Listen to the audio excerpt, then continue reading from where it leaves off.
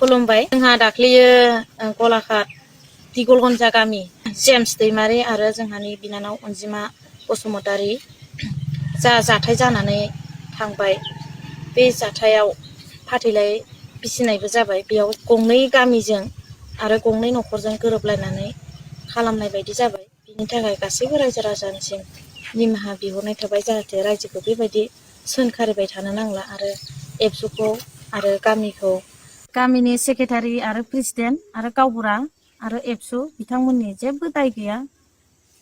बिथांमोननिसिम बेखौनो खावलायहर, बेबायदि गासैबो रावबो जाहाथे बेबायदि सोंखारिबाय थानो नांला। आं बेखौनो रायजो राजानिसिम अननाय आरो सिबिनायखौ बावहरनाय।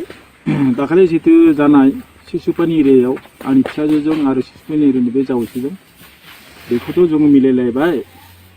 बेखायनो खावलायनो सानदों दि जाय बिथांमोना ससियेल मिडियाआव हगारगासिनो दङ, लोगोसे रायजोखौ सोंखारिगासिनो दङ आरो एबसुखौ, गतिके नोंथांमोना अननानै बेखौ बन्द' खालामदो, सोंखारनो नांला। बेयाव रायजोनि आरो एबसुनि जेबो दाय गैया। मानो होनब्ला दिनै बे जावैसोसिम दायमोन। बेनिखायनो जोङो बेखौ गंनै रायजोजों सारिजारि नायनानै बा सावरायनायनि गेजेरजों जों बेखौ सिद्धान्त लानाय जाबाय, लोगोसे जों मिलायनाय जाबाय। गतिके आं बेखौनो खावलायनाय जायोदि सामाजिक माध्यमाव हगारनाय बिथांमोना जाहाथे बेखौ सोंखारिखाया रायजोखौ आरो एबसुखौ। बेखौ दिनै फिन नोंथांमोनसे खावलायनानै आं दोनथ'नाय जाबाय।